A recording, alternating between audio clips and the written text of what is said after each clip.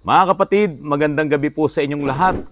Yung pong vlog ko kahapon, meron po akong customer, subscriber na pumunta po dito. Naka-Toyota Veloz po siya. At siya nga po si Mr. Garcia. Ngayon, ang problema niya ay yung second evaporator niya ng kanyang air conditioner sa loob ng kanyang Toyota Veloz. Wala pong lumalabas na hangin. Dahil nga po sa may problema na, yung fan motor ng second evaporator po ng kanyang air conditioner, kaya wala pong lumalabas na hangin at napakarumi nga po nung filter doon sa loob ng evaporator po na yon. Pumunta siya rito sa akin, pina-check up niya at ginawa naman ni Jaime. Tinanggal niya yung motor, tinesting namin, hindi na talaga umiikot yung motor. So ang verdict ni Jaime ay palitan ng motor. Nung in-interview ko na siya, yung palang sasakyan na yun ay 1 year old pa lang. At yun po ay talagang mayroon pang warranty. At iyan po ang pag-uusapan natin mga kapatid, yung tungkol sa warranty nyo sa inyong mga sasakyan. Bawat isa na bumili ng isang brand new na sasakyan, yung warranty na yan ay kasama na sa binili nyo. At napaka-importante po nung warranty na yan dahil iyan po ang magbibigay sa inyo ng kapanatagan. Kayo ay gagamit ng inyong sasakyan na kahit ano ang mangyari, kung masira man yung mga pyesa niyan, ay mayroong sasagot sa pagkasira ng mga pyesa. So ang warranty po ay yung garantiya ng manufacturer ng sasakyan na yan na kung masira man yung mga components, yung mga pyesa niyan, ay i-repair or papalitan nila yan ng bago. Sagot po lahat yan ng manufacturer, sagot lahat yan ng dealer na binila nyo po ng inyong brand new na sasakyan. At kahapon nga po, habang binabanggit ko yung tungkol dito, pinapanood ng isang subscriber ko yung tungkol dito sa warranty, ay nag-message po siya, sabi po ni Pacomius June, "Good PM po, may nabanggit po kayo na may batas tungkol sa pagbo-void ng warranty kapag hindi sa kasa nagpa-PMS. Ano po ibig sabihin nun? Dapat covered pa rin warranty kahit di na mag-PMS sa kasa. Pwede nyo po ba elaborate yon? Baka kasi after ng 20,000 ko, lalabas na ako ng kasa. Pero mag 1 year pa lang, nasa 19,000 kilometers na ako ngayon, ang Montero ko po." Yan po ay si Pacomius June. Nagmamadali kang lumabas doon sa warranty contract mo sa dealership. Kasi pagbili mo ng brand yung kotse, yung binili mong kotse na yan, meron kang warranty at iyon po ay may kontrata. Hindi nyo lang po siguro binasa yung kontrata kung ano yung mga dapat nyong gawin habang yung kontrata na yon ay in effect pa. So yung period na in effect yung kontrata na yon ay doon sa 100,000 kilometers or 3 years na ibibigay po sa inyo ng dealership na warranty para doon sa binili nyong sasakyan. Ngayon, meron naman ding 3 years, merong 2 years, meron din pong 5 years na warranty, pero specified po doon kung ilang daang kilometro ang tatakbuhin doon sa loob ng warranty po na yon. Ngayon, sabi ko nga po kanina, meron pong 4 na klase ng warranty. Yung pong factory warranty, yung bumper-to-bumper warranty, yung pong extended warranty. Meron din po yung powertrain warranty. So marami po yung mga warranty po na yan. Bibigyan po natin ng kaunting explanation yan para naman po sa inyo na bumibili po ng mga bagong sasakyan. Kasi napaka-importante po nitong mga babanggitin ko po sa inyo. Balikan po natin yung message po ni Sir Pacomius June. Kasi sabi niya, elaborate ko raw po yung tungkol po doon sa pagbo-void ng warranty. Sir Pacomius June, bagong bili ang iyong Montero, nandoon po, specified doon, maging doon sa owner's manual, yung coverage po ng warranty ng inyong sasakyan. Napaka-importante po na magamit nyo rin ang warranty. Katulad nga po nitong si Mr. Garcia, yung customer ko kahapon, ipinabalik ko yung fan motor kasi yun po ay covered pa ng warranty. Unang-una, mahihirapan tayong makabili ng fan motor na yun kasi bagong-bago yung Toyota Veloz. At kung bibili man po tayo niyan, malamang sakasa rin natin yan no orderin. Bakit ko pakikialaman yun? May warranty pa, kaya ipinabalik po natin. Ngayon, yung mga warranty po na ina-avail natin, kasi po ako'y nakabili rin ng sasakyan na napakaraming problema. Ito po ay isang Honda City 2012 model na umabot ng 5 taon ang warranty ko dito dahil ibinigay sa akin yan ng planta ng Honda dahil nga sa dami ng problema ng sasakyan na yon. Napakahirap mag-avail ng warranty kapag kayo ay kukuha nito. Kasi nga inilalaban din po yan nung dealer.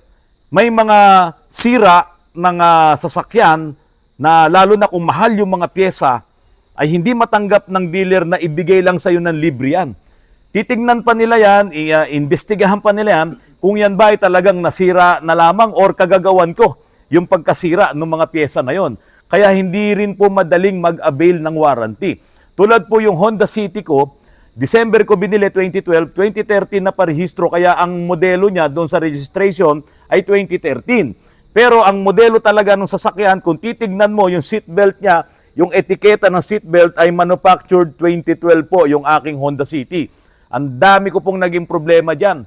Alternator, shock absorber, pati yung kalampag ng mga suspension. Nako, hindi pa umaabot ng 1 taon, naglabasa na po yung mga problema na yon. Pasalamat ako na avail ko yung warranty. Kaya lang, habang lumilipas pa yung panahon, nadadagdagan pa yung problema ng Honda City ko. Kaya po, umabot na kami sa Department of Trade and Industry, nag-complain na ako sa DTI dahil baka nga yung nabili kong sasakyan na yon ay lemon.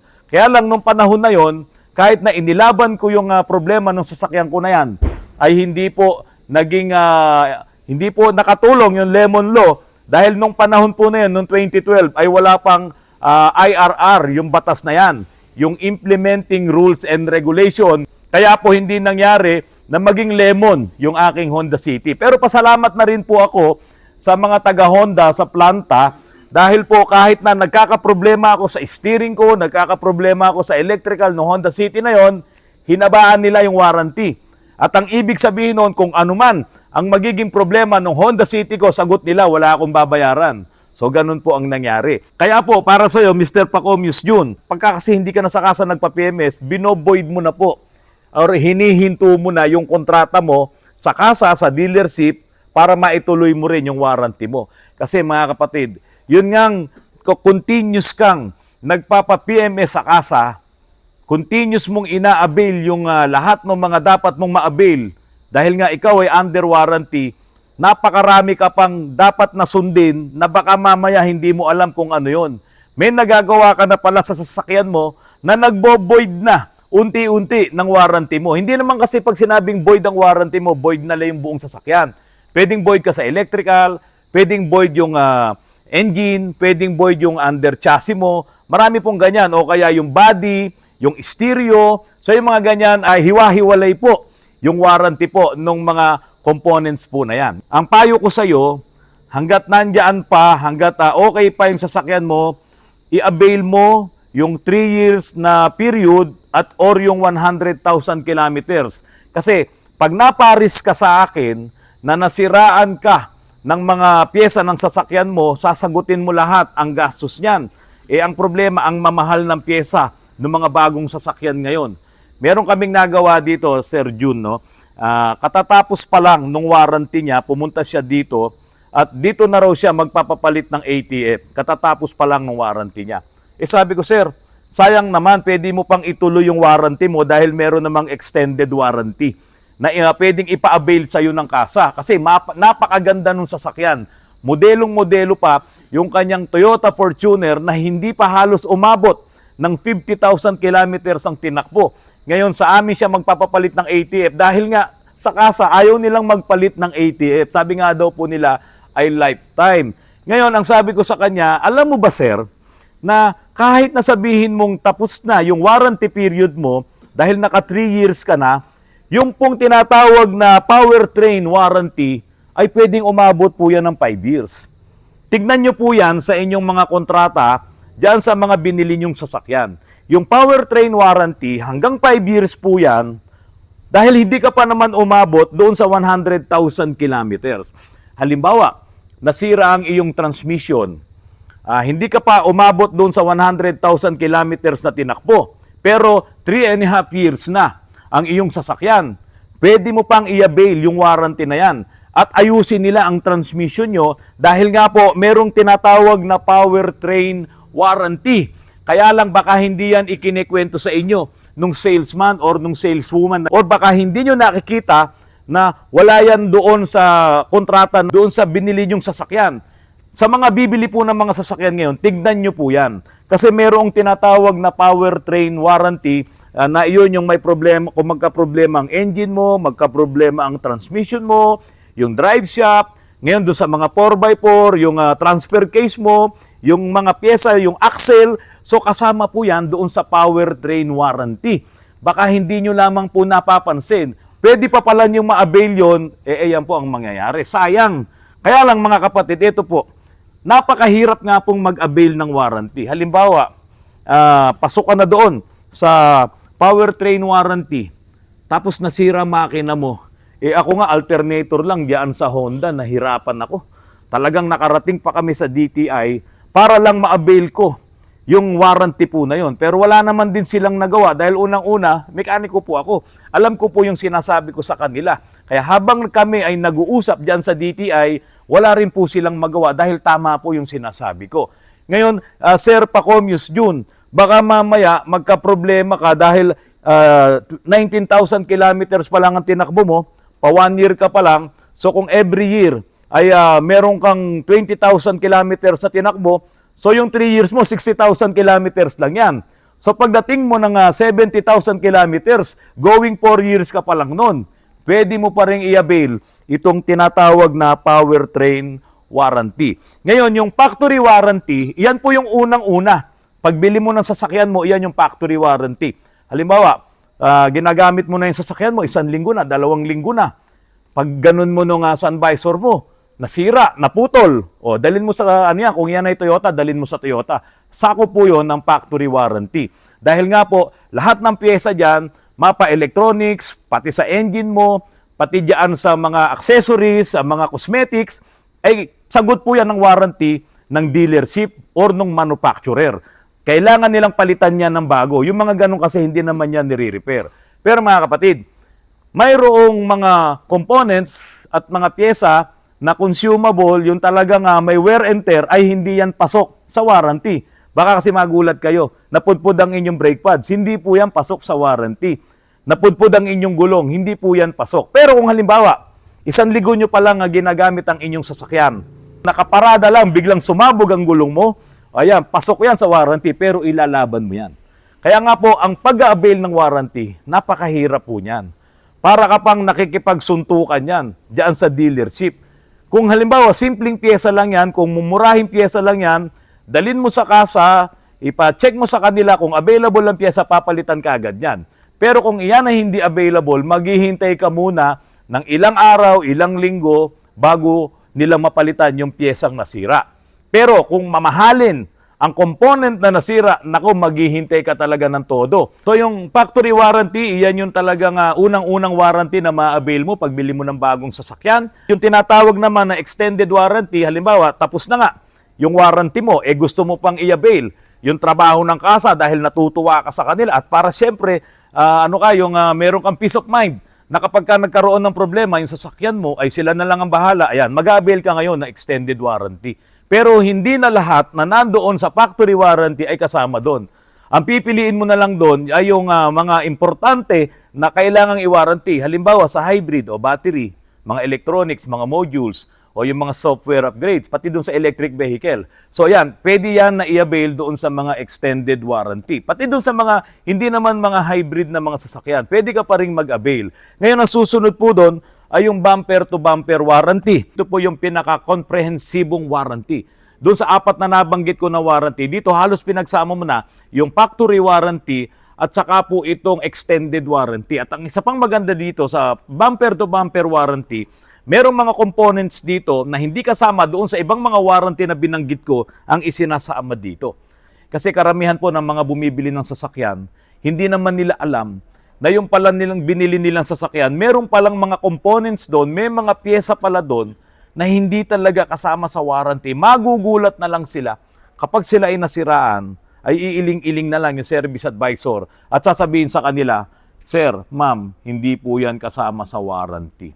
Pero siyempre, kontrata is kontrata. Pag wala dun sa kontrata, talo ka. Dahil sa nakabili ka na ng sasakyan mo at sitting pretty ka na sa sasakyan mo, nagdadrive ka, okay, walang problema, takbo ka lang ng takbo. Hindi mo alam na yung palang mga ginagamit mong sasakyan na yan at yung mga ikinakarga mong fuel dyan, marami ka palang nagagawa na bawal pala yun at magiging dahilan para ma-void ang warranty mo. Ano yung ilang mga bagay na yan. Halimbawa, tulad nito, petroleum products, fluids such as oil, grease, battery, electrolytes, radiator coolant, air conditioner, refrigerant, power steering fluid, and other items not specified in the manufacturer. Any damage resulting from or related to the products mentioned above is not covered by the warranty. Biro mo, pati langis, pati grasa, no, pati yung coolant, pati refrigerant, power steering fluid, yung mga ATF, hindi pala pwedeng basta gagamit ka lang ng mga iba't ibang mga lubricants na yan. Kailangan pala sinusunod mo yung nandoon mismo sa kontrata nyo. Siguro yung nandoon mismo sa owner's manual. At kung halimbawa nagkaroon ka ng problema sa power steering, nagkaroon ka ng problema sa engine mo o kaya diyan sa cooling system mo, dinala mo ngayon sa kasa, iimbestigahan ka ngayon. Ano bang ginamit mong coolant? Ano bang ginamit mong fluid? Ano bang ginamit mong ATF? At kapag ka mali ang ginamit mo, nako, hindi ka ngayon mabibigyan ng warranty, void yan.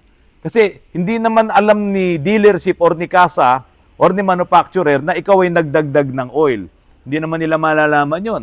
Na ikaw ay nagpalit ng ATF, na ikaw ay nagpalit ng coolant, na ikaw ay nagpakarga ng mga refrigerant.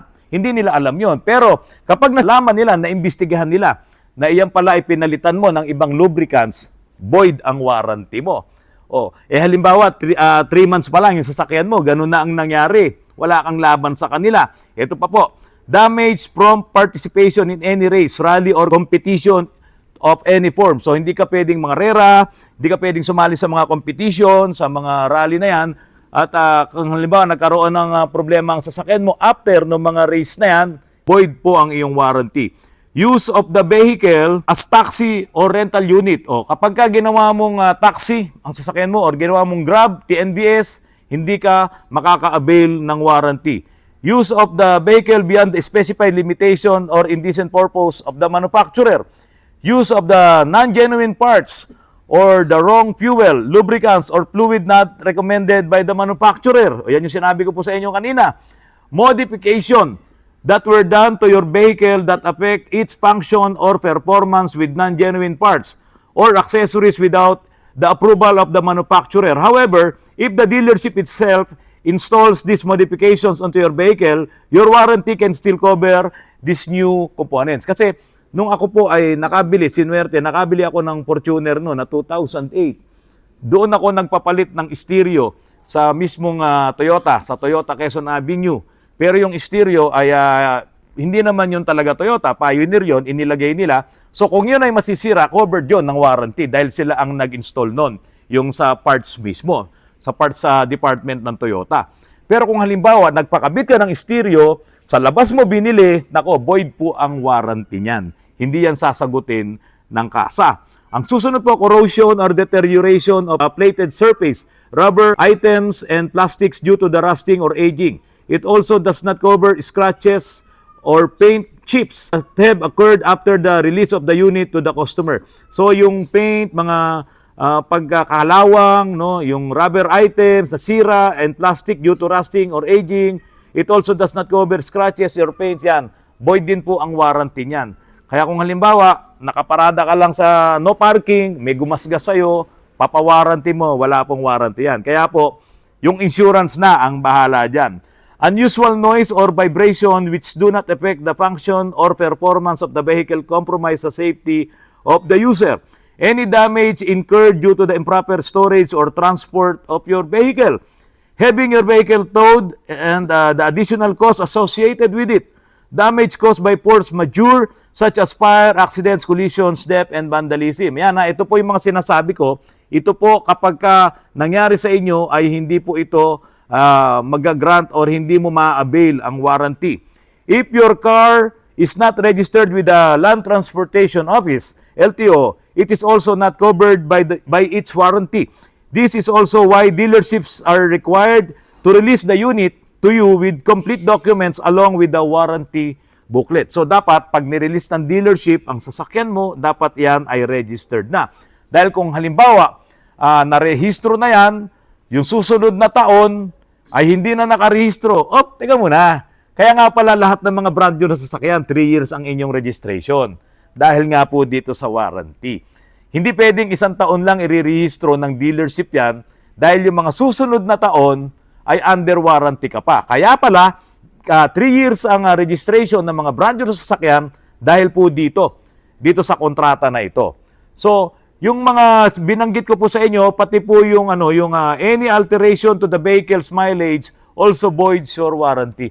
Meron po kasing mga nagbebenta ng sasakyan na halimbawa 1 year pa lang niya nagamit pero ang tinakbo ay sobrang dami na dahil nga ginamit siguro na pang-uwi araw-araw, halimbawa Manila to Bulacan o kaya Manila to Pampanga araw-araw. So sandali lang, wala pang isang taon, ay baka abutin niya na yung 100,000 kilometers.